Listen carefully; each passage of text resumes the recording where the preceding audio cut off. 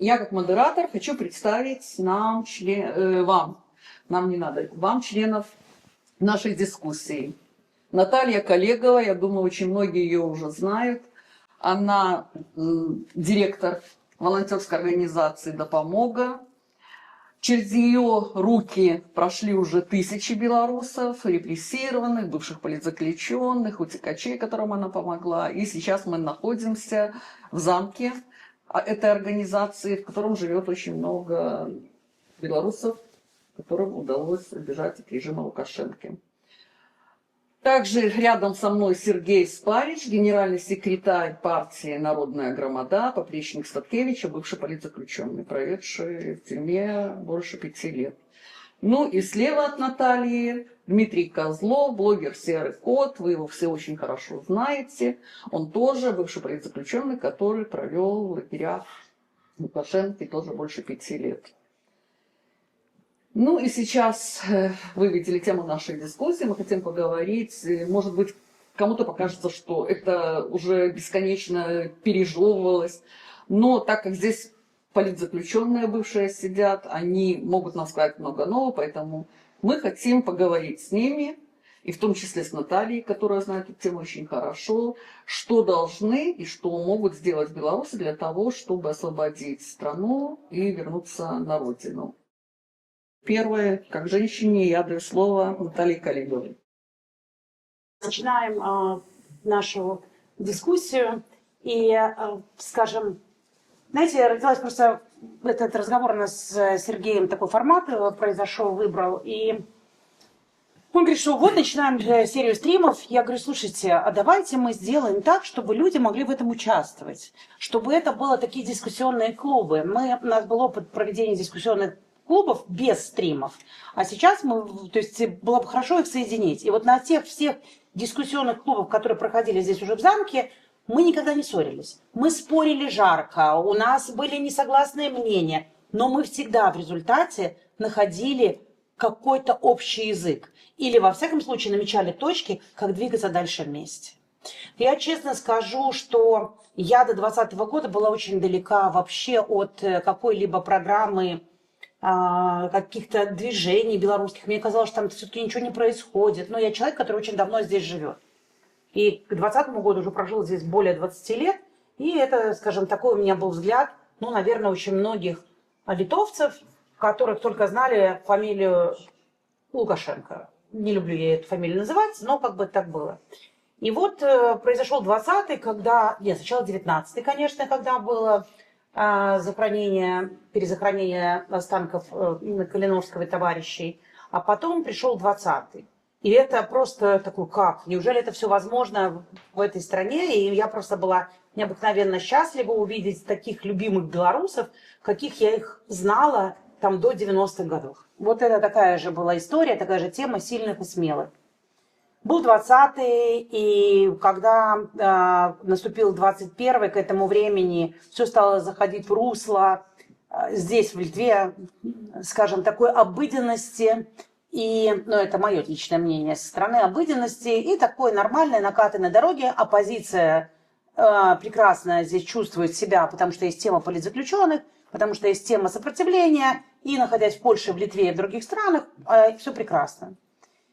А потом, слава богу, к нам приехала, я впервые, услышала слово «Народная громада» для меня. В марте, да, вы приехали? В апреле 21-го. В апреле 21-го вдруг неожиданно появились люди, заряженные какой-то энергией. И даже мне интересно задали вопрос, а вы не против, что мы приходим на митинги? Я сказала, да слава богу, что вы приходите на митинги.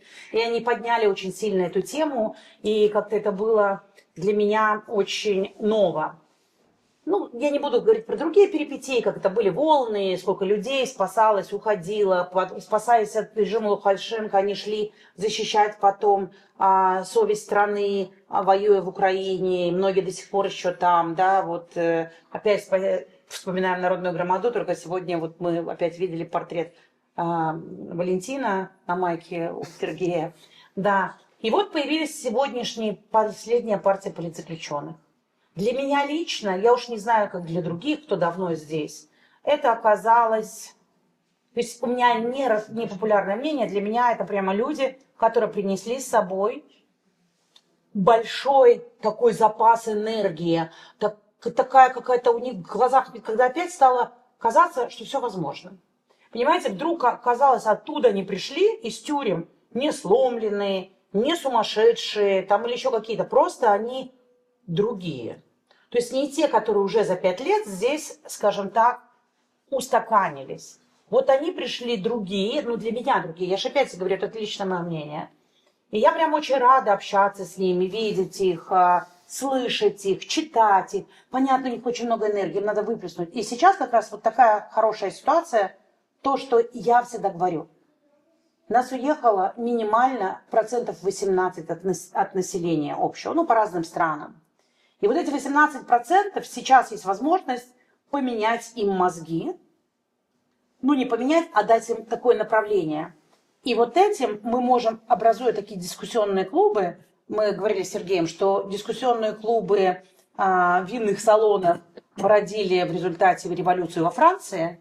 И у нас есть такая же ситуация. Мы можем этим людям, которые все равно вернутся, из этих 18% вернется 5 прекрасно, 7 прекрасно, неважно. Это будет основа тех людей, которые будут формировать новую страну в Беларуси. Это все равно произойдет. Если не завтра, то может быть летом, если не летом, то осенью это все равно произойдет.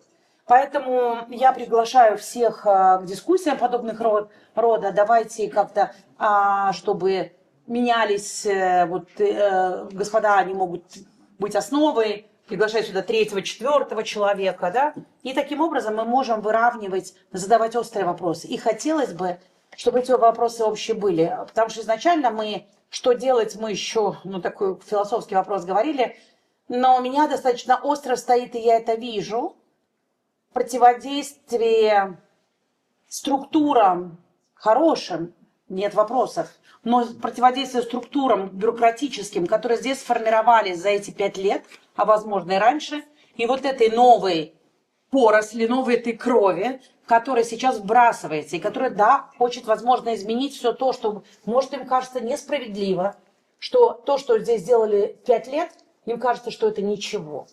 Ну, давайте поговорим. Или действительно это ничего, или это поможет, скажем, новой крови утвердиться, этим новой поросли и двинуть, наконец-то, в какую-то сторону. Возможно, пришло время. 5 лет как раз время, когда пора что-то в другую сторону двигать. Спасибо. Теперь Дмитрию, уже Сергей, извини, как другу я тебе дам последнему, даю слово Дмитрию Козлову, Серому Коту. Что я могу сказать? Сейчас блок по поводу представления, в первую очередь, то есть пока еще не основной ответ на вопрос, поэтому хочу сказать по поводу того, что когда я вышел и посмотрел на происходящую ситуацию, то да, действительно, согласен с тем, что необходимо думать над тем, что надо что-то менять. То есть то, что происходило 5 лет, это не просто не получено ответа никакого, а наоборот. Мы видим, что огромная энтропия, то есть если взять 2020 год, какой огромный заряд энергии населения, какая огромная мобилизация произошла и что произошло сейчас, это разочарование у людей, огромный отток вообще кадров, люди просто занимаются выживанием, и уже речи о том, чтобы побеждать режим, нет. То есть если в 2020 году тогда было такое настроение, что кажется, сейчас это произойдет, то сейчас приходится людей во многом убеждать, что не теряйте веру вообще, надо бороться дальше. А многие такие: ой, да уже столько прошло, да мы уже там насмотрелись. Нет, на самом деле все нормально. Это я просто охарактеризовал то, что я увидел, когда я вышел. Ни в коем случае я не хочу сказать, что нужно придерживаться пессимистических настроений, падать духом и все. Нет. Как я уже говорил в одном из интервью, что кризисы для умных людей – это время возможностей, когда надо начинать что-то делать. К сожалению, у меня не было возможности никакой повлиять на происходящий процесс, потому что меня еще даже до выборов закрыли. Поэтому что было возможно тогда, мы делали, пытались мобилизовать население. И сейчас, немножечко после почти 2 месяцев, после того, как были освобождены, я познакомился с ситуацией, посмотрел вообще на то, что происходит, и уже немножечко начинаю вникать в происходящее и немножко адаптироваться. Поэтому уже можно начинать переходить к таким дискуссиям и пытаться предлагать какие-то решения и вообще анализировать ситуацию более-менее здраво. Вот, поэтому предлагаю как бы высказаться Сергею также, который освободился в нашей же партии, вот, что он об этом думает, и потом перейти уже непосредственно к решению вопроса. Я полностью согласен. Мне кажется, что необходимо подумать уже о реальной перезагрузке всего нашего демократического или патриотического движения, потому что то, что я вижу вокруг, меня, мягко говоря, удивляет. Когда я вижу те самые лица, которые еще в 2010 году были отмечены предательством, которые стучали на свое начальство, которые стучали на самых лучших представителей нашего рода белорусского, да, вот, и они все еще в политике. Люди, о которых мы точно можем сказать, что они стукачи. И вот сейчас мы видим опять, один вскрылся, вот второго вчера Лукашенко вскрыл как стукача, да? Может, он и не стукач был, но он ведет себя именно как стукач. И это меня, мягко говоря, удивляет. Нам нужно начать чистить ряды и начать конкретно думать, какие у режима есть слабые места, и бить именно по ним. Потому что проблема нашего демократического движения, что в нем слишком много людей, которые, во-первых, стучат, а во-вторых, тех людей, которых устраивает абсолютно все. Они не хотят ничем рисковать. Их интересует только их личное брюхо. Больше их ничего не интересует. Их не интересует Беларусь. Поэтому они не думают о том, какие у Лукашенко есть слабые места и как по ним бить. А нужно думать именно об этом. Вот уже Дмитрий сказал насчет того, что сейчас большая апатия, и вот как раз нам тут из Беларуси пишут, потому что нам написали, спасибо всем, кто нам написал, когда мы объявили по предложениям и по вопросам. И вот здесь очень хорошие такие предложения, как раз те, с которых мы начинали в 2019 году. Что можно делать, именно что могут белорусы сделать сейчас? Безопасность, конечно, на первом месте. Создавать ячейки из проверенных людей. Объяснять структуру партизанских ячеек. То есть это, например, 2 человека, которые знают друг друга, или 3 человека самых близких, но уже другая ячейка не знает ту первую ячейку. Распределить роли на протестах. Подготовиться к отключению интернета. Ну вот как раз распределить роли на протестах, это вот перед этим сказал Сергей, то, что мы все видели в 2020 году, когда нами руководили из Варшавы, совершенно не понимая, что делается на местах, и когда эти марши направляли оттуда, а те люди, которые реально вели колонны и реально знали местность, их не слушали, говорили, что они провокаторы. То есть к этому нужно, в принципе, готовиться заранее. Так. Подготовиться к отключению интернета, найти места встреч, оговорить время и место встречи. Да, вот это вот самое главное, то, что, к чему мы тогда оказались не готовы, особенно в первые дни, и потом, когда на маршах отключали интернет, уже постепенно вроде бы подготовились, но это было очень слабое место. И вот здесь я как раз почему хотела сказать то, что говорил Дима. Дима в 2019 году он был на парламентской кампании. Простоял всю кампанию на пикетах. Я в том числе простояла всю кампанию на пикетах, и я вот помню вот как раз по этой апатии, что я поражалась, что люди шли, у них были опущенные головы. Они даже не смотрели, не поднимали голову. Была ужасная апатия в 2019 году. Согласись, осень. Да, мне Да. люди говорили, что так мало Да, подписей не да. собирали никогда. Да, и никто не верил, что в 2020 году может такое произойти. Поэтому, в принципе, вот эта ситуация, да, она идет такими волнами. В 2015 году была там апатия после тех выборов. И, ну, пока мы видим, как бы каждых 10 лет как-то эта волна раскручивается.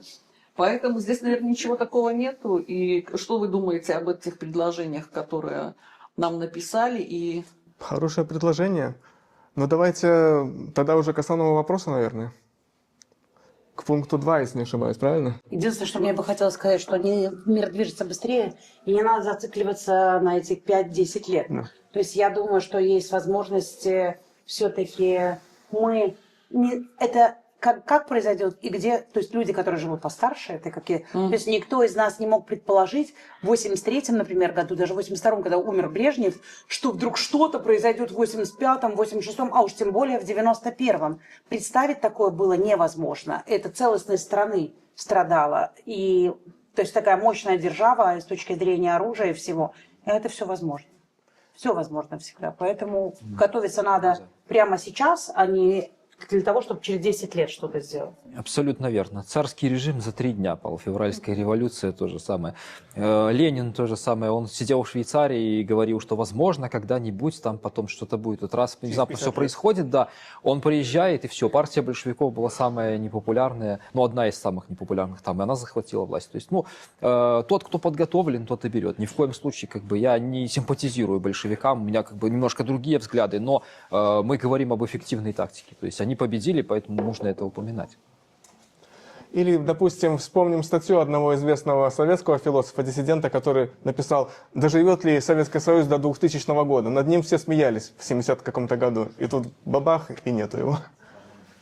Ну, вот здесь как раз мы, давайте уже пойдем. Что должны белорусы? Ну, я, например, услышала, и это мое мнение тоже, что я никому ничего не должна. И вот мне, когда я написала название этого стрима, мне тоже написали, что мы никому ничего не должны. Что вот вы считаете, должны сделать белорусы? Кто начнет? Дальше пойдем уже туда, что могут, а сейчас кто должны. Нет, я Наталья. единственное хотела сказать, что мы просим прощения, у нас гости пришли наши литовские, что мы говорим на русской мове просто из-за того, что мы вещаем на Беларусь, а в Беларуси, к сожалению, не вся аудитория является белорусскомовной. Хотя и Сергей, я понимаю, Дмитрий, то есть легко общаются на белорусской мове, и, в общем-то, мы могли бы...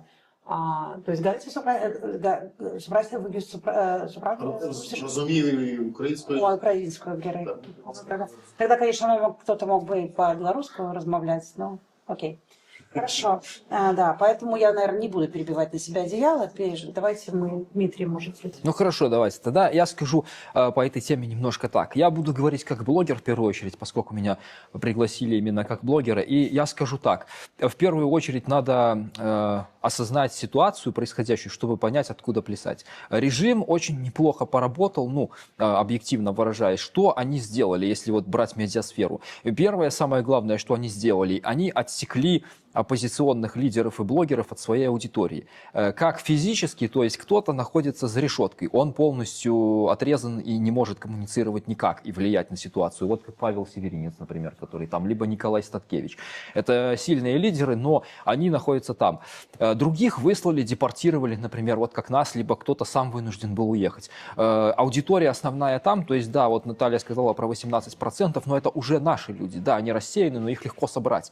А я в первую очередь смотрю на 82 остальных процента, которые живут в Беларуси, потому что именно они сделают всю погоду. Да, мы будем направлять, но это те люди, которые там находятся, и они ждут, потому что я смотрел последние стримы, даже у меня было 115 подписчиков, но 57 тысяч просмотров, то есть это невероятный поток оттуда. Люди смотрят с какой-то надеждой, и ну когда уже вот этого усы вот эти сбреют, сколько уже можно ждать, кто вообще что предложит, кто поможет. И вот, и дальше хочу сказать, следующий шаг, который сделала власть, она отсекла блогеров, то есть раньше мы мобилизировали население с помощью YouTube-каналов, Телеграма, вообще интернета. Они сделали что? Они сделали нас токсичными, признали экстремистами, террористами, и теперь над людьми, которые смотрят, подписываются, каким-то образом с нами взаимодействуют, над ними висит неиллюзорная опасность самим оказаться за решеткой. И как бы мы, получается, находимся здесь, либо кто-то в тюрьмах вообще отрезан, а наша аудитория находится там. И каким образом нам взаимодействовать и что-то делать вместе, вот это возникает большой вопрос. То, что мы где-то собираемся в каких-то залах небольшой компании и что-то говорим, режим на это махает рукой и говорит, давайте там сидите, а мы будем над этим смеяться, там в редакторском клубе где-нибудь поставим вырезку из вашего стрима и будем обсуждать, какие вот собрались, хотят там революцию устроить. Но нет, на самом деле работать можно. И нужно сейчас... Один из вот моментов, которые я вижу для освобождения Беларуси, это необходимо наладить каналы взаимодействия с аудиторией для того, чтобы свои послания можно было безопасно для людей передавать. И тут как бы вот за небольшое время, которое у меня было, что я заметил, это что касается донатов, например, ничего власть не нарушила. То есть некоторые говорят, вот все с донатами нарушили. Криптовалюта, анонимные криптовалюты существуют, их можно использовать для того, чтобы каким-то образом обеспечивать материальную базу. То есть кто хочет, например, донатить что-то, финансировать, это возможно, несмотря на все потуги режима. Что бы они ни делали, они никак это перекрыть не могут. Дальше что касается информационной сферы, то здесь, конечно, преодолеть вот это экстремистское клеймо очень сложно пока, потому что создавать новые каналы или там открывать что-то в новых соцсетях – это не вариант. Очень быстро эти все каналы также станут экстремистскими. Вот, поэтому пока здесь еще нужно думать, что можно сделать в этом направлении более решительно. Дальше что? Определенные возможности, да, для производства контента, то есть можно воздействовать, снимая видео все равно, и рассказывать людям, то есть заниматься контрпропагандой, потому что одна из проблем, которая возникла после того, как в 2020 году произошла зачистка, это то, что всю патриотическую вот эту благосферу журналистов все разогнали в Беларуси. Мы были, собственно, информационным иммунитетом против России в первую очередь, потому что мы создавали контент, направленный на Беларусь, национально ориентированный, нас уничтожили, и теперь поле освободилось, его заняла полностью Россия. Российская пропаганда, пропутинская. Ну, про лукашенковская я к этому отношусь так, потому что я понимаю, что такие люди, как Озаренок, Муковозчик и прочее, это просто приспособленцы, и сейчас они служат Лукашенко только потому, что у него сила и деньги. Придет Путин, они будут на него молиться, они просто скажут: Лукашенко там, ну, такой-сякой, они его сольют. Поэтому это не вариант. Если он рассчитывает на них, что они его спасут, это не так. Только про-белорусские силы могут защитить Беларусь информационно от воздействия Кремля. Вот. И поэтому надо работать все равно, делать контент в соцсетях, тех, которые есть. Пускай люди смотрят даже без подписок. То есть, как вариант, я вижу пока, да, работу без подписок для безопасности людей. Возможно, потом какие-то будут придуманы еще другие каналы. Ну, пока, наверное, все. Дам высказаться кому-то другому. Да, спасибо, Дима. Ну, мы, кстати, над этим работали еще начиная с 2021 года, когда начали уже объявлять экстремистскими. И мы постоянно людям говорим, что, во-первых, обязательно чистите историю просмотров на YouTube, везде. Во-вторых, большинство людей в Беларуси, у них для просмотра отдельное устройство, с которыми они по улице не ходят. Поэтому мы тоже это все время повторяем. І здесь нам, кстати, написали в чате, что з мовою разберемся поступово, после перемоги. Мова наша никуда не денется. Так, даю тогда Наталье или Сергею. Ну, можем по очереди, собственно. Только предупреждаю. 2 минуты. 2 минуты, Я потому быстрее. что у нас ответы стали очень... Я быстрее.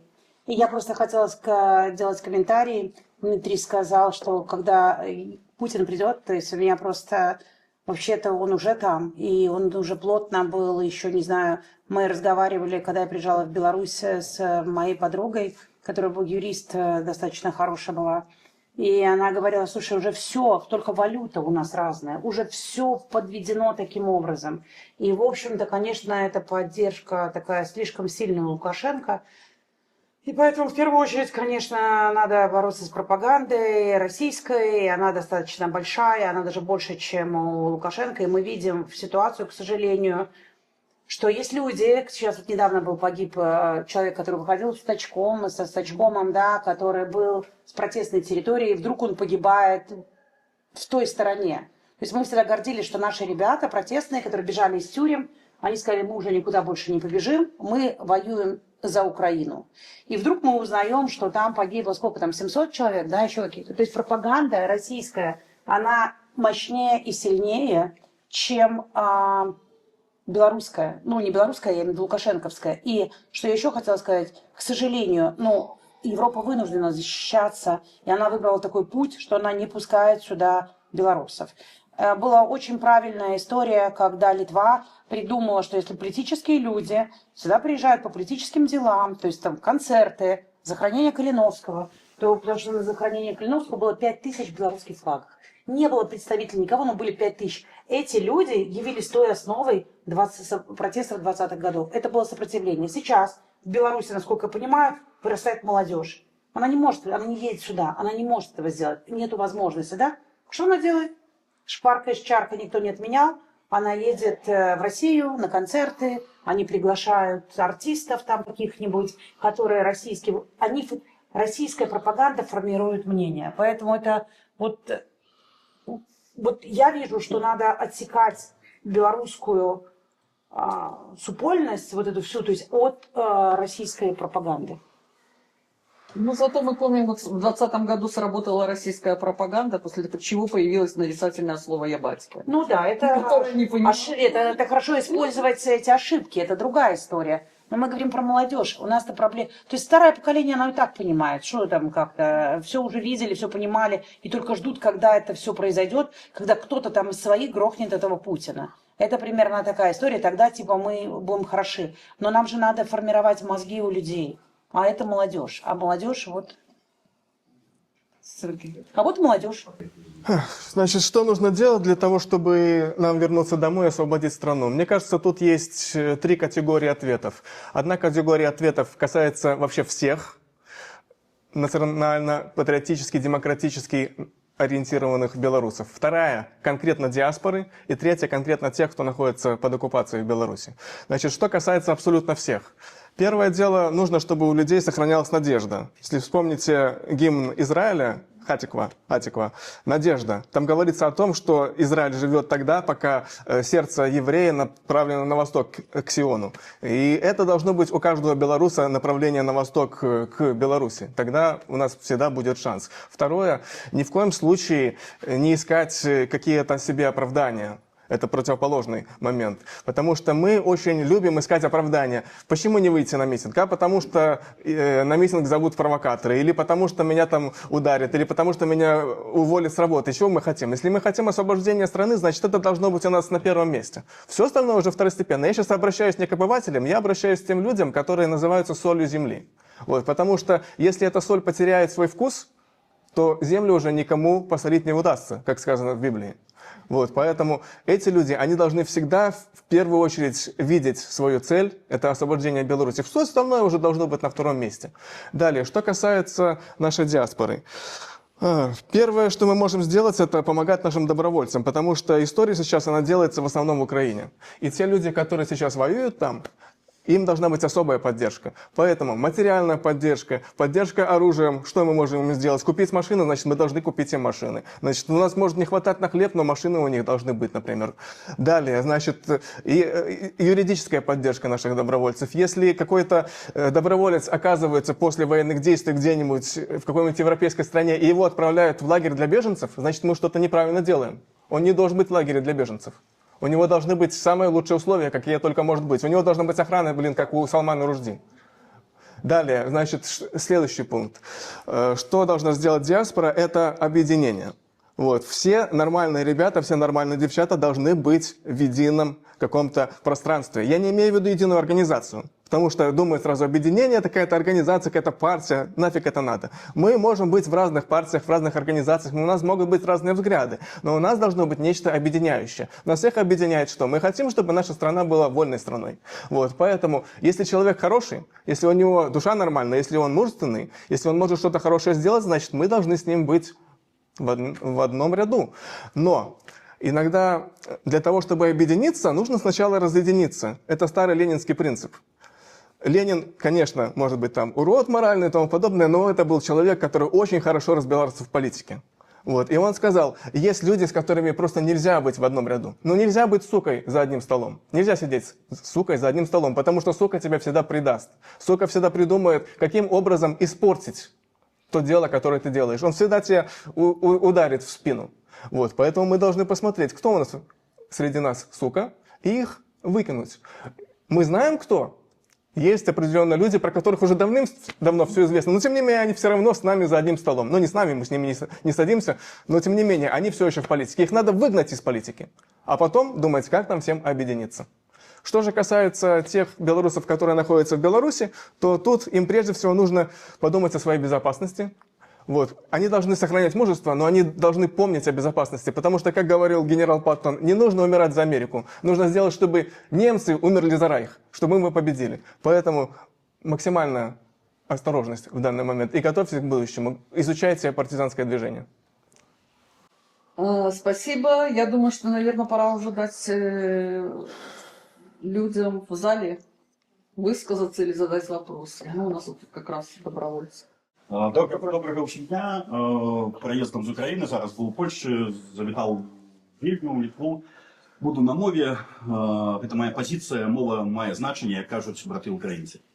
Я вандрую з метай пазнаёміць людзей з праектам інтэрвенцыя Расійскай Федэрацыі ў Рэспубліку Беларусь. Мы ўсе кажам, што мы можам зрабіць, і ў мяне ёсць канкрэтны план на міжнародным узроўні, але пачынаючы з сябе, з беларусаў, прызнаць, што Рэспубліка Беларусь патрапіла пад інтэрвенцыю.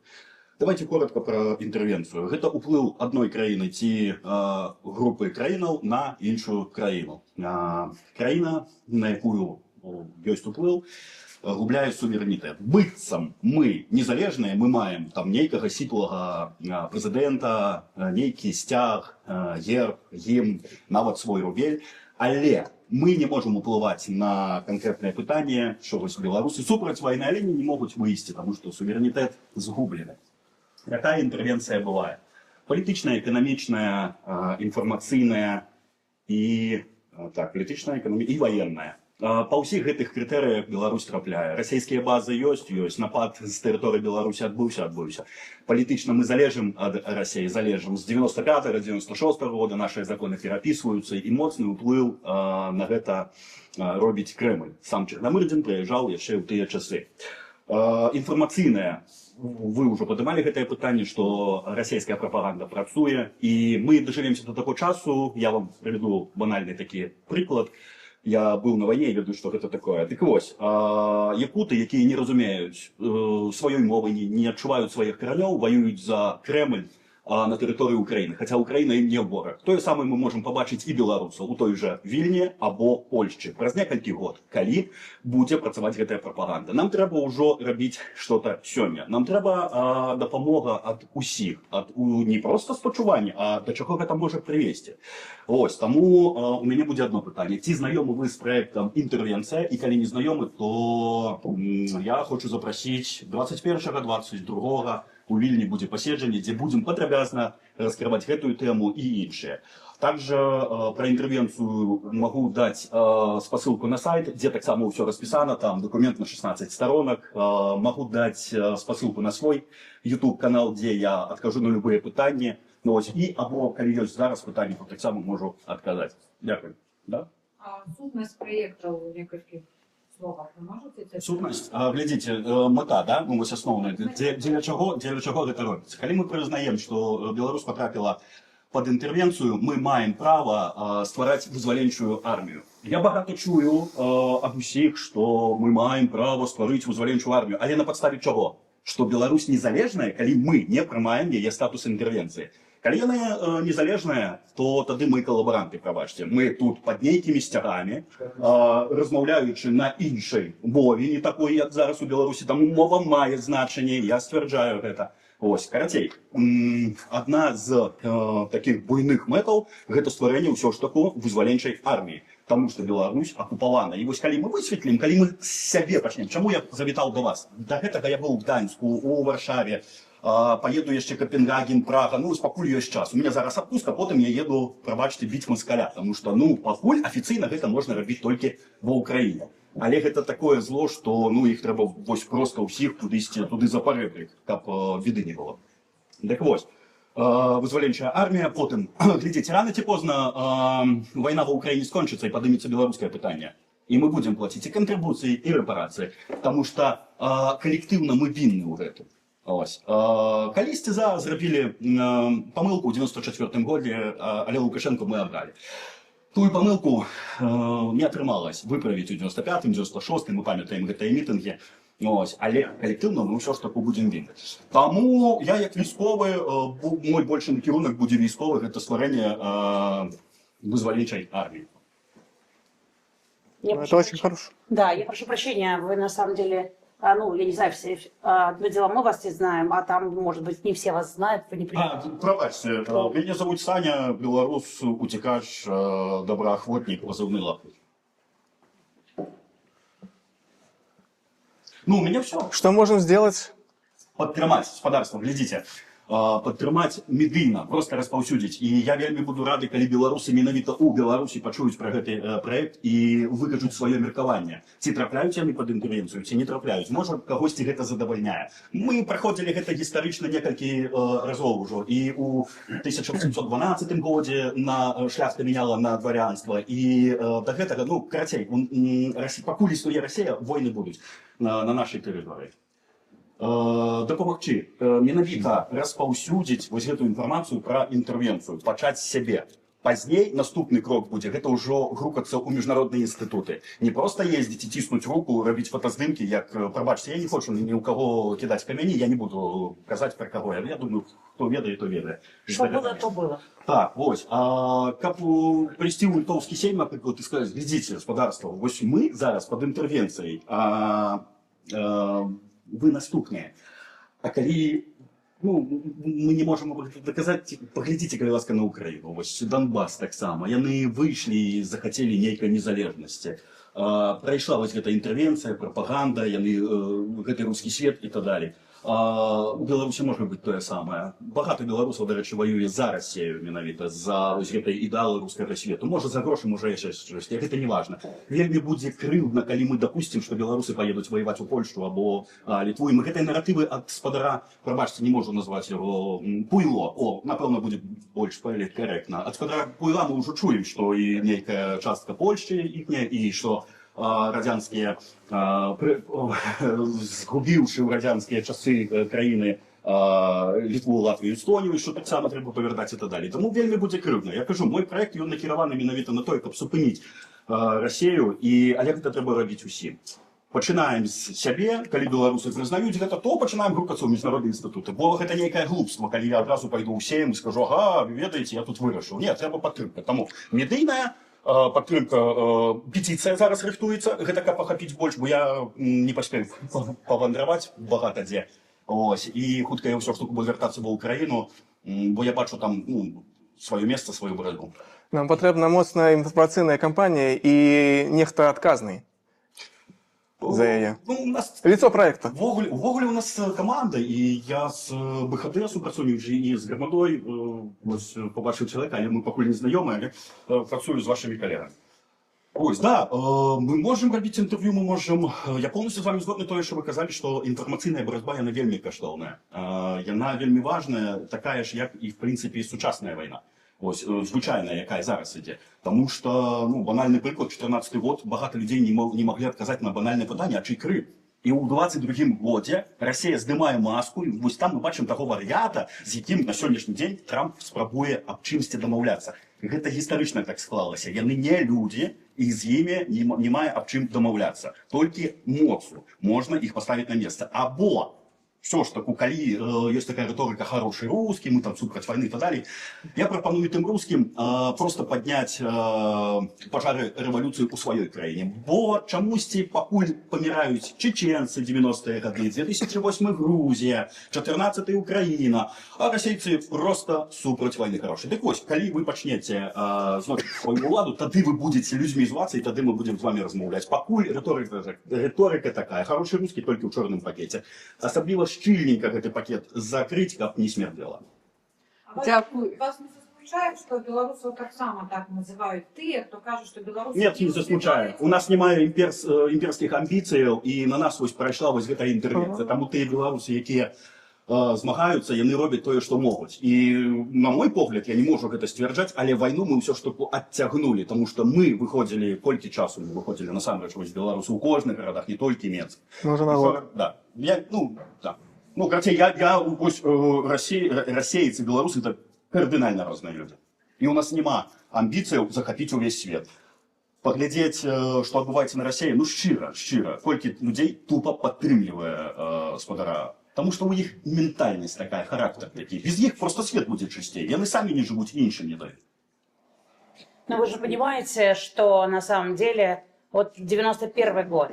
Не, конечно, то есть балтийские страны, в первую очередь Литва, они сделали все, они были готовы к этому моменту. И только когда слегка ослабла захват, ну, как в борьбе, да, в дзюдо, да, то есть, грубо, слегка захват ослаб, и все, они смогли выскочить из этого дела. Сложно, тяжело, блокада, да еще и отсутствие денег. Вообще, это были очень сложные годы. Я уже в те время здесь как бы бывала часто из-за родственных своих связей.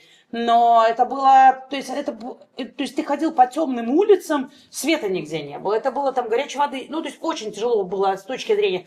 И тогда страна смогла выбрать, Литва, я имею в виду, между шкваркой и чаркой. В Беларуси этого не... То есть впервые я увидела это, уж простят меня, то возможно, это было и раньше, но массово я увидела только в 20-м. Но ситуация следующая, что в принципе, когда рядом остается этот монстр такой громадный, как Россия, без того, чтобы не поддержать, там, вы говорите, вот пускай они там сделают. Но я потому, что надо к ним тоже относиться с симпатией, если они там начинают это делать.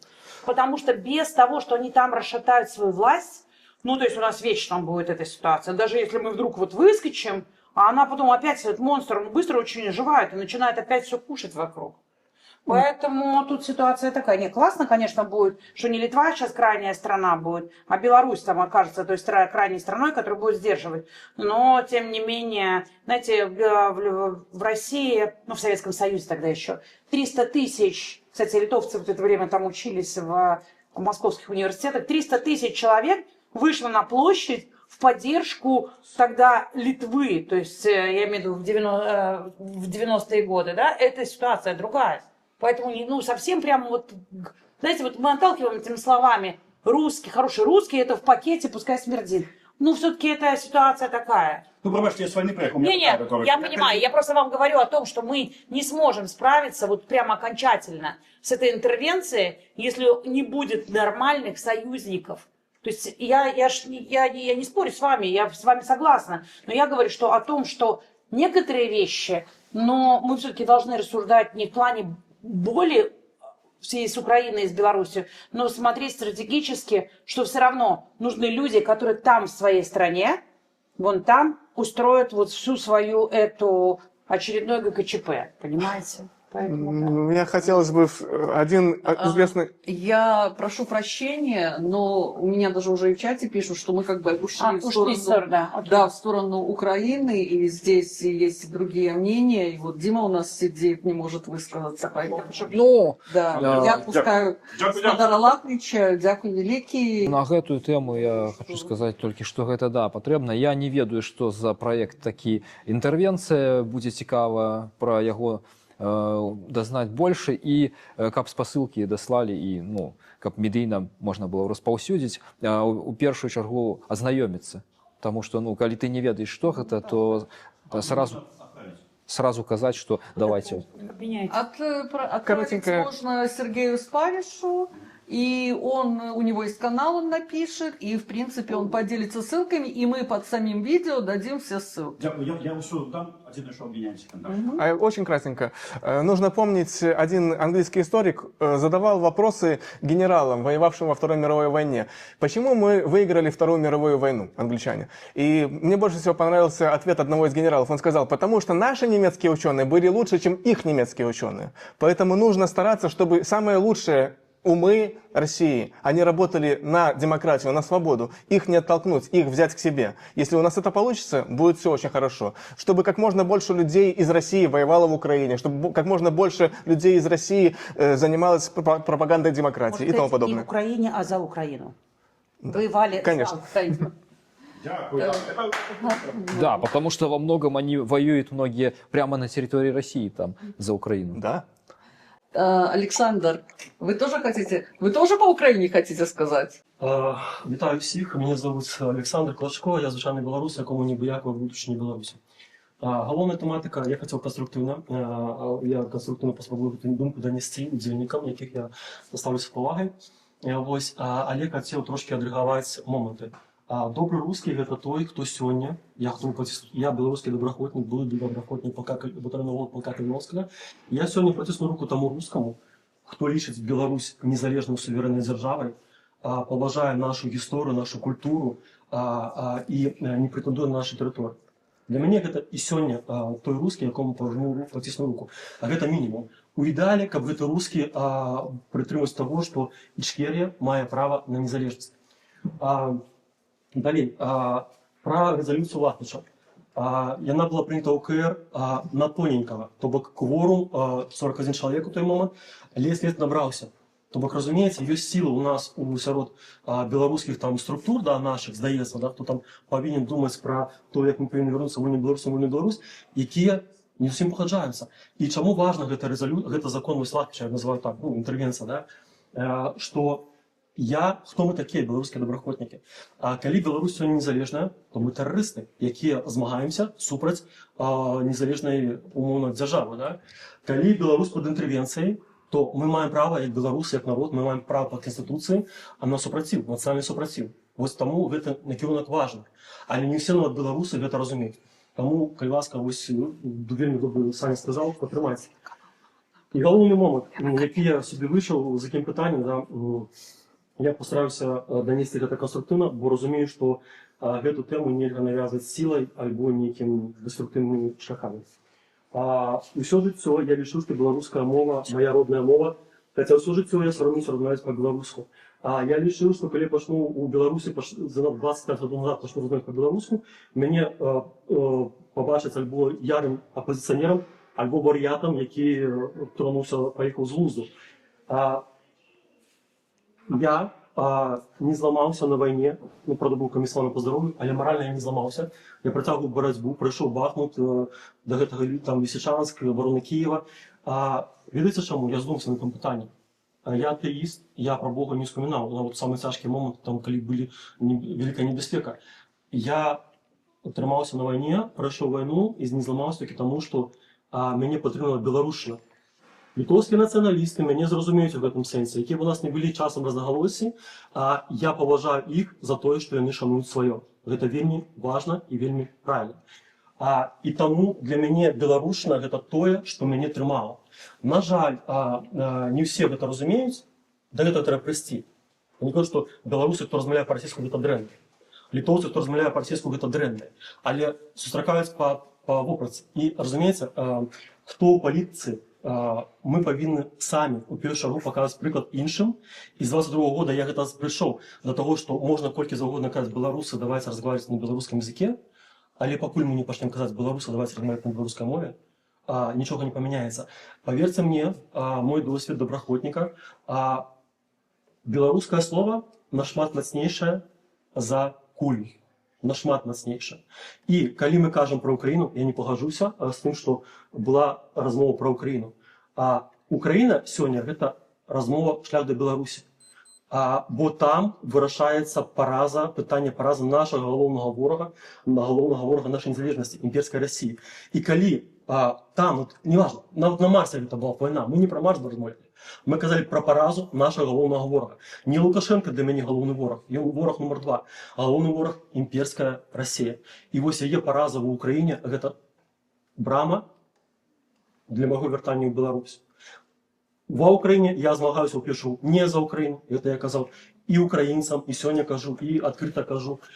В Україні я змагався за Білорусь, там українська тематика, і я добре відаю Троцького Валентина, позивний Кінг. Ми з ним, до речі, з Яворовым в 22-му році у Соковіку їхали у Київ, обороняти Київ, а ми там змагаємося за Білорусь. Ось, дякую. Дякую, тому що ми все-таки... Я думаю, вопрос по белорусскому языку можно отдельно, потом целую встречу. Да, по белорусской мове отдельно мы думали отдельную встречу. И здесь у нас много вопросов еще. Давайте уже конкретно ответим. Здесь есть предложение, что реально ли сделать в Беларуси аналоговое радио, эмигрантское телерадиовещание на Беларусь. Я, кстати, слышала, Идея хорошая. это хорошее. Уже выступали люди, и я просто, которые уже приходили прямо с техническим обоснованием этого всего. Это было, наверное, год или полтора назад. Ну, просто, знаете, ну, я же не все могу сделать, у меня на все рук не хватает. Ну, сейчас пришли молодые, ну, свежие, то есть они могут многие для себя подхватить. Да, это и есть хорошая идея. И через это, потому что там это не глушат. Ну, понятно, то есть не могут заглушить так быстро.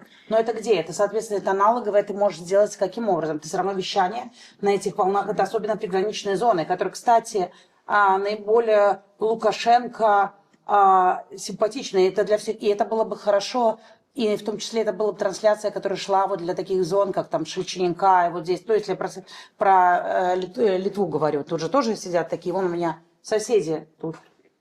Подхожу, стучусь в двери, пригласите к нам на шашлык. И смотрю, там у них Соловьев разливается. Вот прямо очень хорошо все смотрят. Поэтому нам, конечно, надо свое радио. И радио это очень... То есть в этом плане было бы хорошее. А чем лучше, чем интернет-радио? Сейчас все через интернет слушают радио? Не все через интернет слушают, и как бы интернет опять-таки опасен тем, что радио ты выключил, все убрал, оно не оставляет никаких следов. Да, в этом есть смысл. То есть для безопасности аналоговое лучше. Оно Да, не это оставляет другая следов. технология совсем, и поэтому Да, в любом да, случае да. это нужно. Тем более, что эти ребята уже подзабыли. Если в советские времена они глушили голоса всякие, то сейчас это уже считают, это давно все забыто. Как возьмите там эти из Хезболлы, они пейджеры использовали. Все уже давно забыли, что это такое. Они пользовались, так что надо старые технологии в том числе употреблять, когда это уместно. Не все старое это плохо. Значит, нам нужен человек, который будет, опять же, за это отвечать и будет ставить дедлайны по подготовке этого проекта. Ну, я думаю, что это уже можно, вот хорошая идея, просто ее надо уже в кулуарах. Потому что еще добавлю тоже такой момент. Критику на этот счет я слышал, что по поводу того, что убрали радиовещание Радио Свободы. То есть, ну, слушали, ловили иногда даже в тюрьме, когда я был, мне рассказывали до определенного времени, пока один человек, отвечающий за вот это все на свободе, не сказал, что нафига это старье, нафиг оно надо убрать все. И это очень печально. Мы слушали, да. Я не помню, что именно, но какое-то оппозиционное радио до нас доходило, да. Это правда. День добрый. Вопрос для сегодняшнего стрима. Смогут ли верящие в офис белорусы свергнуть режим и каким способом? Верящие в офис. Так. Да, да. У нас, кстати, были еще вопросы, прислали по офису очень много. Да, много таких. Но дело в том, что мы по офису собирались сделать другой конкретный стрим, и поэтому мы решили все-таки их туда перекинуть, потому что все-таки сегодня мы говорим, что должны и что могут. И вот попробуем ответить на этот вопрос. Могут ли верящие в офис белорусы свергнуть режим и каким способом? Ну, 5 лет у них уже было, как бы. Не, слушайте, ну давайте скажем так, 5 лет, особенно первые годы, это было видно по людям. То есть я никогда не была с этой командой, никогда они не поддерживали нас и так далее, но просто я с ними не боролась. То есть мы существовали в параллелях. Но многим людям это давало возможность первых пару лет выживать. То есть вот эта вера, вот они же за нее голосовали. Я помню, у нас была дискуссия очень интересная здесь как-то за круглым столом. И люди приходили на тему, как надо верить в офис, как надо верить в Светлану. И прямо оскорблением было когда кто-то говорил, да мы голосовали, нам все равно за кого, хоть бы за собаку, хоть за кошку, у нас был просто представитель. И это было такое, просто такого человека называли, вот еще 2 года назад, да, там, не знаю, там говорили, что это враг, который человек так говорит, что он наносит вред, раскол обществу. Поэтому тут есть моменты, но, понимаете, говорить людям, что верующие в офис, ну, это примерно как, типа, в Бога и еще. Так вот, на той дискуссии, про которую мы говорили, в результате мы пришли, долго был такой спор, что офис это не есть... такое солнце, вокруг которого все крутится. Это есть одна из точек вот в этом, скажем, созвездии. Вот тогда, когда офис, одна из точек в этом созвездии, не является ни главной, ни второстепенной, но одна из. Тогда это сработает. И я думаю, что она бы таким образом и была. Наши сосредотачиваются, очень многие, сейчас я вижу, к сожалению, даже политзаключенные бывшие, они сосредоточились на борьбе с офисом. Это плохая история. Потому что я вот люблю высказывания Ужб Республики, которые там есть, и там есть такие высказывания. Это не побеждай, не защищайся, не сдавайся. Ты уже победитель. Тебе нечего защищаться, но не сдаваться. И если вот эта ситуация вы попробуете в себе сделать, ну, мне наплевать, что там делает офис, ну, реально, ну, вот в принципе. То есть только из-за того, что через них проходили деньги, в каком смысле вот этот вопрос надо понимать, что смогут ли люди, объединенные вокруг офиса, что у них офис самая главная структура, и только как они скажут, тогда нет. Но если офис является даже для них важным какими-то вещами, они встречаются, все равно они поддерживают слово Беларусь. Неважно за какие деньги, меня это тоже деньги не волнуют. Если они вот одни из, ну, пускай они будут. Тогда они смогут тоже победить. Ну, то есть, извини, пожалуйста, что я взяла твою чашку, да. То есть, я имею в виду, тогда эти люди тоже... Забрала офис. Да, забрала оттуда, вытащила. Тогда, ну, это мое мнение, тогда люди, которые говорят, типа, мы с офисом, но если вы при этом равноценными считаете народную громаду, там, не знаю, проект интервенции, еще что-то, вот если это все имеет право быть, вот в этом во всем, то тогда все возможно. Взвешенная позиция, да. Главное, чтобы у людей не было розовых очков, во-первых, потому что одна из проблем 2020 года, что у людей были розовые очки, они не были обстрелянными, они не посмотрели по-настоящему в глаза тем людям, которые их повели, к сожалению. Очень часто их вели не те люди, потому что люди на площади не понимали, это были обычные обыватели, которые еще никогда по-настоящему не сталкивались с режимом Лукашенко. Это была проблема. Поэтому нужно, чтобы не было розовых очков. Это первое. И второе, нам какое нужно объединение? Объединение в единой организации – это глупость. Это, я бы сказал, даже скорее фашистская идея. Всем идти одним строем. Это не нужно. Нужно, чтобы мы разными были, но все работали на одну цель. Тогда все будет хорошо. Поэтому и офис может на это работать, и другие. Проблема же офиса даже не в Светлане. Проблема в том, что короля делает свита. Вот к этой свите есть определенные вопросы. Ее нужно прочистить. Прочистим, тогда будет Ну, хорошо. судьи, кто может чистить? Эта ситуация такая, понимаешь, Так, это Дима. сложно. Ну да. Я не сторонник того, что надо с кем-то бороться. Также плюрализм мнений должен иметь место быть. Пускай кому нравится, те будут за офис. Я вчера был на стриме у Сергея Петрухина, как бы одного из ярых противников, и говорю, что да, молодцы, что вы критикуете, что вы говорите о фактах там коррупции и прочих вещах, но когда я смотрю очень часто ваши там стримы и всю вашу повестку, я не вижу там одного, я не вижу Лукашенко вообще. Такое ощущение, что забыли вообще, кто главный враг. То есть начинается борьба друг с другом. То есть уже главный враг – это офис. Они говорят, мол, так это ж вот его представительство там здесь. Ну, это такой, знаете, вопрос мнений.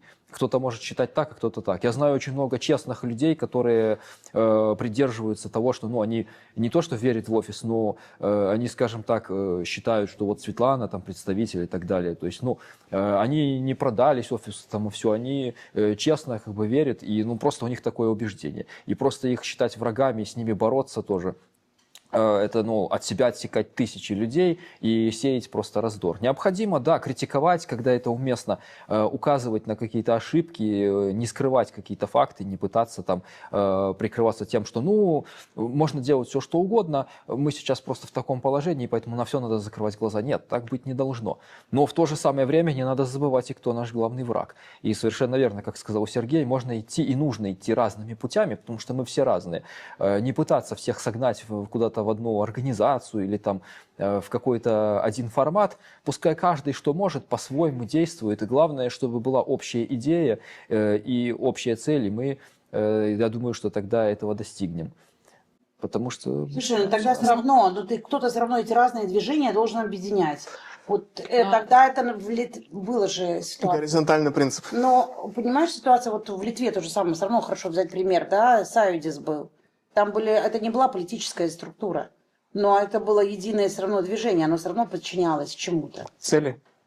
Цели, да, но кто-то, то есть все равно в результате есть орган руководящий, такой. Орган может быть, но это очень опасная тема. Если мы начнем разбираться, у кого, извините, на дикпике больше пикселей, тогда будет опять спор, будет ругань. Нам нужно стараться... Да, и тут главный момент тоже, Сергей. Самое главное – это позитивная повестка, потому что строить всю свою программу на критике только офиса, мы скатимся до уровня Максима Филипповича. Такой был блогер когда-то известный, политический, который, когда он посмотрел, что перспектив там денег и власти у него в оппозиции нет, он просто начал сливать всю информацию, которая ему известна, всю грязь выливать и на этом паразитировать. Скандалы, интриги, расследования на благо лукашенковскому режиму. Они это потом перехватывают и говорят, смотрите, беглые грызутся между собой, все хуже, там, кто из них хуже. Надо, делай свое, и все. А другие, не смотри на других. Делай свое, предлагай что-то и все. Так я про Если это нужен Да. лидер, то смотрите, у нас есть Калиновский. Давайте Калиновского будем считать лидером. Он никому не мешает совершенно, он уже мертв. Потом, другой вариант. Статкевич, он сейчас сидит в тюрьме. Кому он мешает? Он никому не мешает, он сидит в тюрьме. Вот уже два варианта хороших. Кстати, я Ну, уже это ты про подытоживая память, это ты. наш разговор, хочу сказать, что я была, например, доверенным лицом Светланы Тихановской. Да. Просто Сергей, может, не знает, как сидел, Дима тоже, Наталья, наверное, знает. И дело в том, что тогда я сразу сказала, например, что так как я жила 10 месяцев в подполье в Беларуси, что митинги я вести не буду, организовывать пикеты, но буду поддерживать информационно в интернете. Это я делала до последнего. Но вместе с тем, так как у меня была позиция, что это должна быть обязательно площадь, то 7 числа, перед отключением уже интернета, я записала видео, что отказываюсь от статуса доверенного лица, чтобы не подставлять уже Светлану Тихановскую, и призываю всех людей выходить на площадь. Потому что мы, в отличие от офиса нынешнего и штаба бывшего, мы прекрасно понимали, что выборов нету, мы про это говорили, и мы знали, чем закончится. Поэтому я за эти 5,5 лет, я знакома со Светланой лично, мы встречались и разговаривали неоднократно. Я, честно скажу, я отрицательно отношусь к деятельности Тихановской и офиса, но я никогда, нигде ничего про это не пишу, потому что, да, я считаю, что именно вот этот дискурс, он уводит от главного врага, это Лукашенко. Хотя я считаю, что офис сделал очень много плохого и очень сильно помог Лукашенке вот за эти 5 лет. Ну, это опыт наш, на самом деле. Знаешь, у меня, я прошу прощения, я немножко поверну, у меня вообще есть две вещи, которые я считаю. Первое, я считаю, что Телеграм убил революцию. Потому что вместо того, чтобы просто корректировать какие-то направления, люди всю свою силу, ну, Телеграм, это условно, это, грубо говоря, интернет, они все слили в то, чтобы с друг другом ругаться, ссориться, и все это вот высплескивать всю свою весь негатив. Вы знаете, Наталья, я с вами не соглашусь, как человек, который была внутри в Минске. И хочу сказать, что как раз такого подъема и такой горизонтальных связей, и такой доброжелательности и помощи не было никогда. Слил не Телеграм, а как раз вот эти офисные структуры, которые призывали в понедельник идти на работу, а в воскресенье выходить на Я уже про потом. на марш. Это ты права. То есть... И в отличие от нас, от тех людей, которые первый раз были в протесте, КГБ очень хорошо понимала, что протест, он изначально, он с каждым днем будет слабее, слабее, слабее. И в итоге, ну, походят 2-3 месяца, потом людям нужно жить, работать, это потихонечку, а потом мы перебьем всех. Поэтому вот это, наверное, самый большой вред вот офиса и тех Революция структур, без выхода из зоны которые комфорта – это финансировал. нонсенс.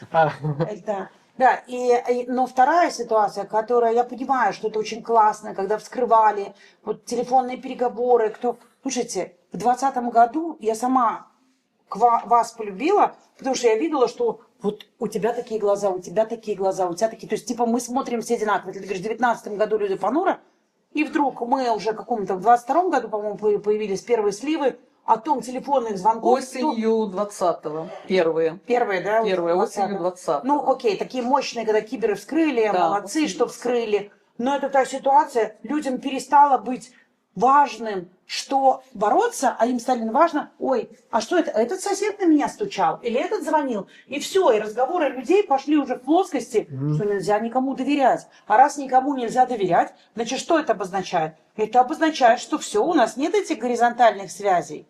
Поэтому вот эта вот ситуация о том, что Сергей говорит, я не, ну вот, типа, разъединиться, вычленить, но это опять, то есть, это прямо настолько тонкая грань, если вы сможете вычленить каким-то образом так отдельно скальпелем аккуратненько пройтись, или опять мы станем, ну, как тот Петрухин там или кто-то еще, то есть просто сосредоточимся на одном. Очень сложная проблема. Извините, я вас перебью, Да, но вот всё. здесь нам как раз и пишут в чате, что шел 25-й год, а мы до сих пор обсуждаем 20-й. Товарищи, что делать с Лукашенко сейчас, как вернуть страну и общество? Это очень правильный вопрос, но, наверное, если мы не обсудим 20-й, и вот в самом начале, когда мы здесь, я читала предложение из Беларуси, да, где нам написали, что нужно учесть ошибки 20-го и сейчас делать вот эти маленькие ячейки по 2 человека, там, искать своих единомышленников. Кстати, очень хорошо, мы здесь не засчитали, это, кстати, тоже было насчет социального протеста, который на сегодняшний момент практически безопасен. Это вот очень многие снимают всякие проблемы социальные, выкладывают в ТикТок, про местных чиновников. В принципе, в 2017 году так начинались протесты не тунеядцев, с которых пошла раскрутка. Я бы не продолжаем. использовал слово «безопасно». Вот недавно один афроамериканец, так сказать, афробелорус, рассказал в ТикТоке о цене на Кока-Колу. Вот, и чем закончилось? Вызовом в милицию. Да. Да, так что слово «безопасное» в отношении к любому дискурсу в Беларуси политическому я бы не Сейчас, использовал. режим не После позволит- 2020 года маски сброшены, никакой игры в демократию там нет. Режим сразу людей сажают, признают экстремистами, то есть Опасно там всё не там. 17-й год. Опасно все. Да что тогда делать? Значит, вообще ничего не Нет, делать в любом случае надо. То есть самое главное это все-таки партизанские ячейки и готовиться, В Беларуси, учиться.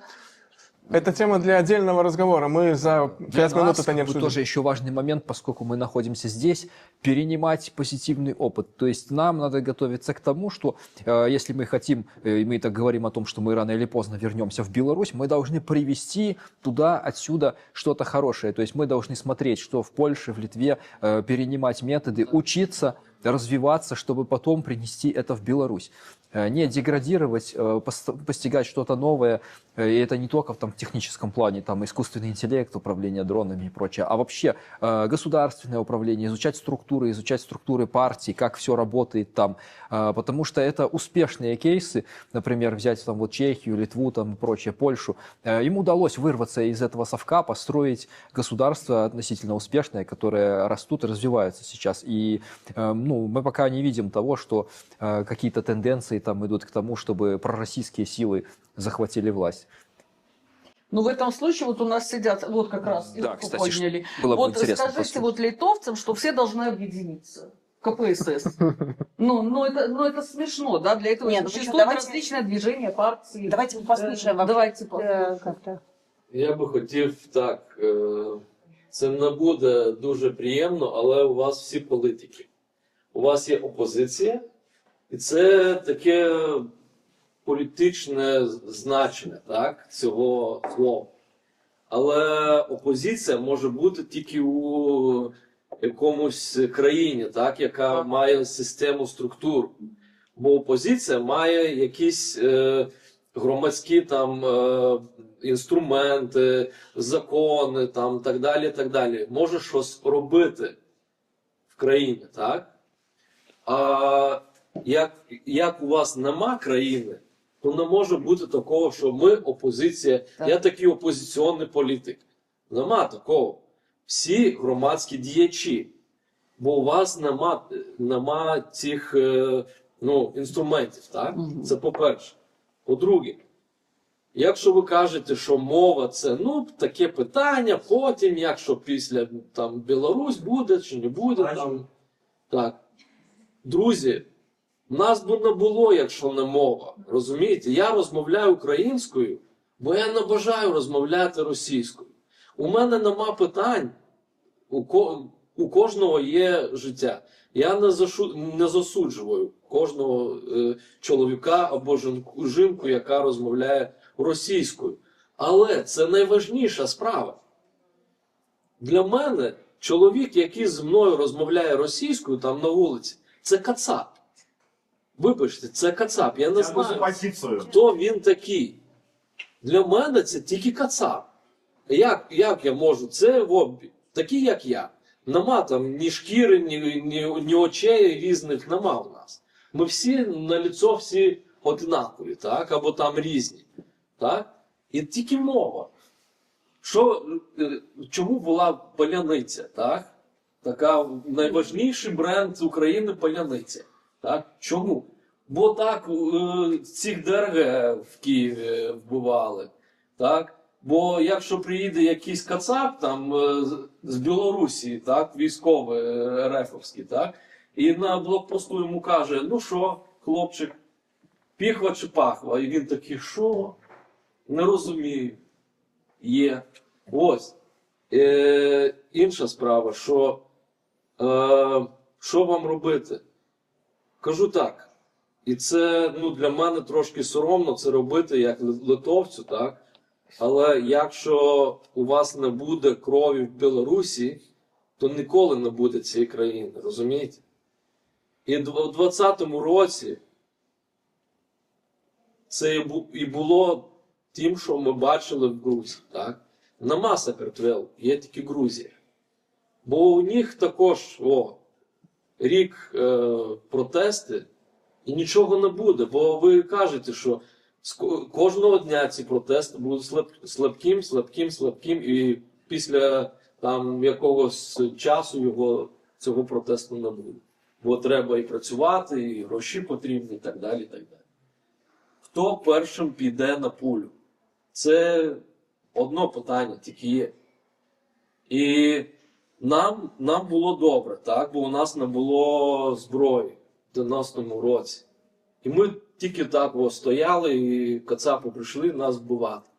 Вбили 14 людей, так? Там 1000 якісь ноги, руки і так далі. Інвалід. Але якщо у нас була б зброя, то була б інша справа. То нам, пощастило, так? Що ми так простояли, там щось побачили в Пентагоні, в Брюсселі, що вбивають танками цивільних, так? Ось. Але питання є, хто першим на пулю? Все. І я згоден, що тільки якась інтервенція в Україні, в Литві, в Польщі, в Чехії не буде ніяких збройних сил Білорусі, залежних, незалежних. Це неможливо. Але в Україні це можна робити. Так? І як хтось каже, що у тебе може не бути на хліб грошей, а військовим автівка потрібна. І це і треба робити, так.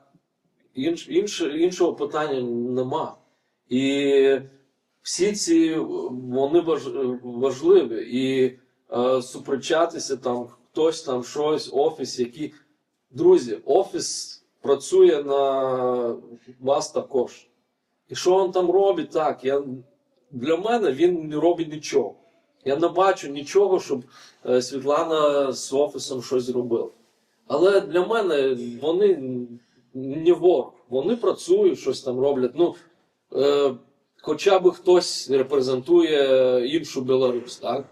Як Зеленського, половина українців вже, словно, кажуть, що він поганий, але він зробив стільки, що вони не розуміють, скільки він зробив. Для того, щоб всі бачили, почули, що у них такий жах. Так? І вам треба робити те, що ви робите, тільки без таких критика, того зробили, цього не зробили. У кожного є праця ось там. Не горизонтально це у вас, з ким ви співпрацюєте, так? Але критика тільки туди. Всім потрібно працювати тільки проти таракана. Все. Я хочу добавить, мы себя оппозицией никогда не называли, не считаем. Не, я кажу... Мы считаем, что мы сопротивление. Так. Оппозицией мы будем, когда у нас будет Я страна. вообще Вы не были в Беларуси. Я все время люблю говорить. Я не политик, я политический Я тільки блогер. кажу... Наша борьба всегда проходила на улице. Я розумію, тільки я що кажу, що в медіях, так, опозиційні, якісь опозиціонери, так далі. Ось цей опозиційний діяч. Я про це важливо. А кем был Ленин, например? Политиком или нет? А? Ленин кем был? Ленін? Мы плохо идем. Я понимаю, что плохо. но- Я кажу то, що розумієте, чому слово має значення. Бо люди, простий громадянин Білорусі, він бачить, є якісь політики, є якась опозиція, і вони щось роблять. для мене не треба нічого робити, бо вже вони є. Але вони такі, Это як проблема. Хорошо. да. тільки вони щось гучніше роблять. Бо опозиціонер це політик, і він на рівні Лукашенки, так? Тільки щоб він не у владу. І за мене що зроблять? Да, это большая проблема. Нам часто говорили перед 2020 годом, вот вы политики, вот вы нам уберите Лукашенко. А как мы можем это Так я сделать? і пишу.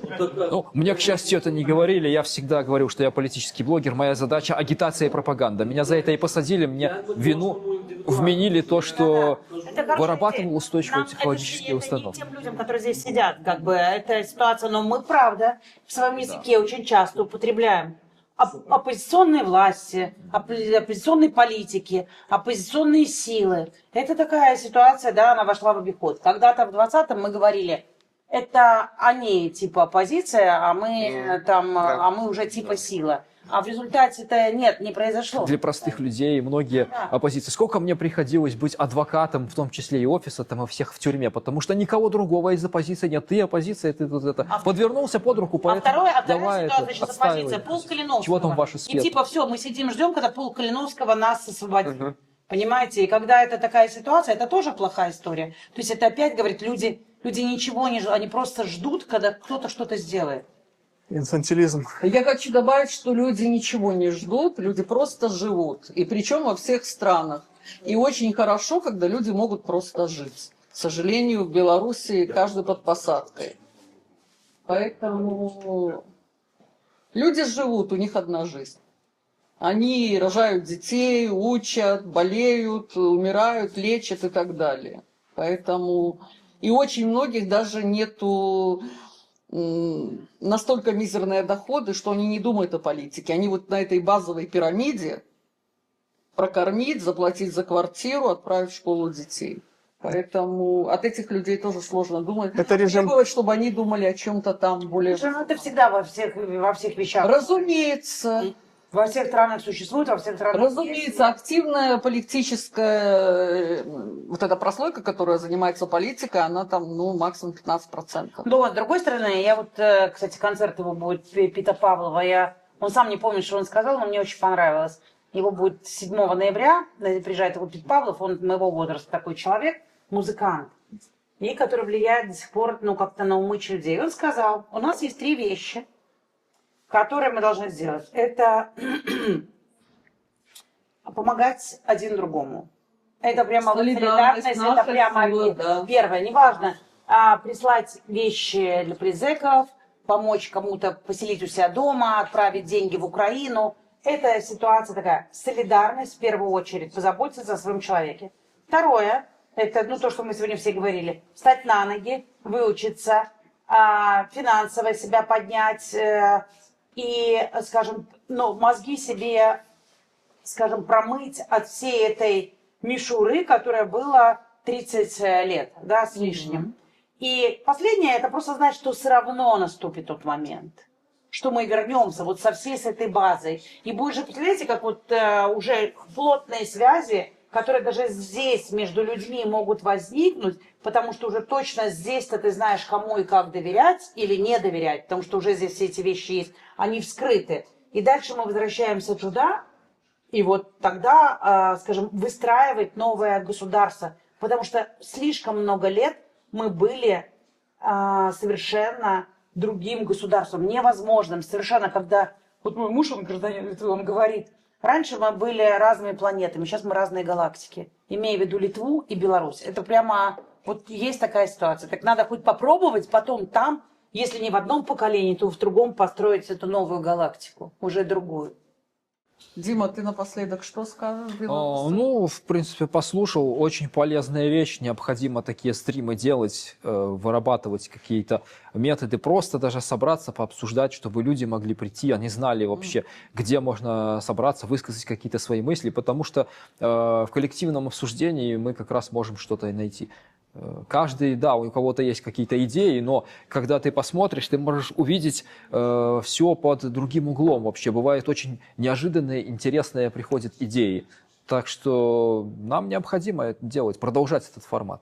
Да, нам очень важно встречаться вживую, потому что когда мы обсуждаем эти вопросы в интернете, мы не слышим человека по-настоящему. Мы видим какой-то текст, и мы читаем про себя, читаем своим тоном.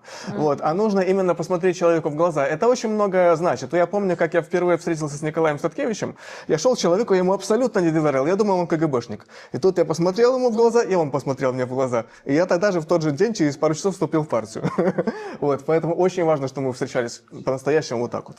Я хочу подытожить наш разговор и сказать, что вот, наверное, Наталья сказала самые правильные слова, которые подойдут вот всем, что можно делать в Беларуси, в Литве, в Польше, в любом государстве. Это первое, что. Образование, потому что оно всегда нужно. Это солидарность. И это быть готовым к тому дню, когда что-то начнет меняться, как это было в 2020 году. То есть, если у вас будет образование, солидарность, вот эти горизонтальные связи, то, в принципе, и это может делать каждый человек. И иностранные языки очень важны. Мы здесь это поняли, и мы знаем, что это все-таки будет... Те люди, которые приедут потом в Беларусь, они привезут с собой очень большой багаж, хороший. Знания языков, знания устройства демократии и так далее. В принципе, вот эти вещи, они безопасны, и их можно делать каждый день. И вы посмотрите... Как даже у вас поднимется настроение, как уйдет хандра, как расширится ваш кругозор и как вы найдете своих уже единомышленников. Дякую всем. До побачення.